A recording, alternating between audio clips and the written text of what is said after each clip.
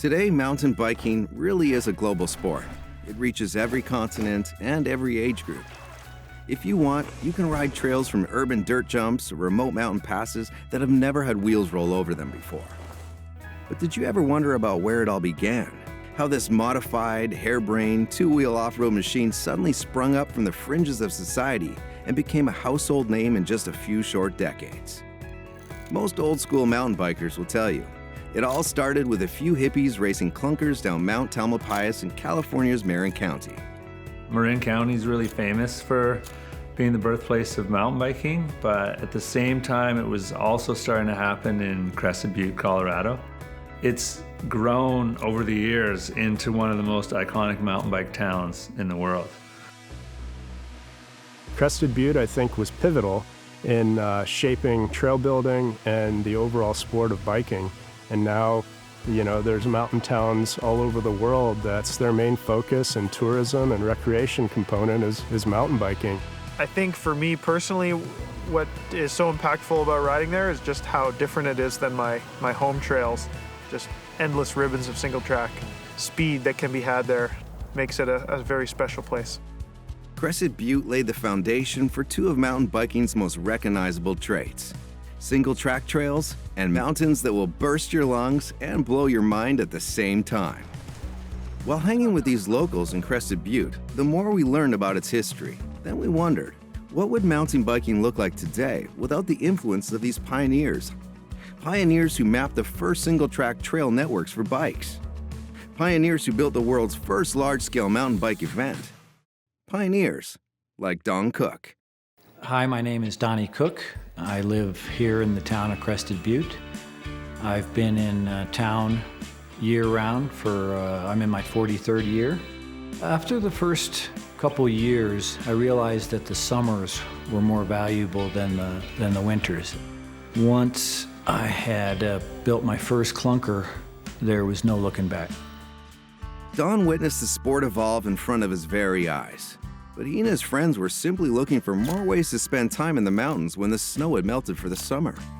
Crested Butte's early adopters hadn't yet realized what they had stumbled upon, or how far this crazy new form of recreation was going to go.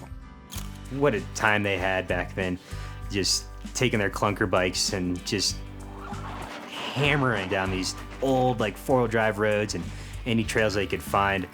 They went over, did a 2-day trip over to SCHMIDT. It's about a 45-mile ride, with a pickup truck following them with a bathtub full of beer. Camped out, had a great time. Out of that ride, there was a little article in one of the bicycling magazines, and the guys in Marin County who were just starting to develop bicycles with gears, the very first mountain bikes, saw the article, called up the grub stake and said, "When are you guys going to do that again next year?" And they kind of looked at each other and said, "Oh, how about the third week in September?" The crew from Marin County, including mountain bike founding fathers Gary Fisher, Charlie Kelly, and Joe Breeze, drove their vans all the way to Colorado and joined the third annual Pearl Pass Tour in 1978. It was an historic moment. The fact that the Marin County crew had read about Crested Butte and the Pearl Pass Tour and decided to cross half the country in order to come ride it meant there was something really special about this mountainous corner of Colorado. They had the technology, but we had the terrain. 360 degrees around this little town called Crested Butte. By 1980, Don had built his first trail, a single-track connector to link two existing trails. But to realize his dream of a high alpine network that completely encircled the town, he would need a more efficient way to map the surrounding backcountry terrain. What he needed was a bird's-eye view. Don knew that the best way to survey the landscape was from the air. Remember, this was long before satellite imagery was ever a thing. Armed with an ultralight plane, a notepad, and a Sharpie, he took to the skies over Crested Butte. I know Don Cook spent a lot of time on his ultralight, flying around, looking at game trails and trying to find how things connect. It's absolutely astounding that he was going out there in that janky little plane, just pretty much being his own Google Earth. You could have done it in a hot air balloon, but you couldn't have controlled it correctly. I could fly 30 feet off the deck and go back and forth for 45 minutes to an hour until I had every single detail Top Gun. That's my Top Gun pose.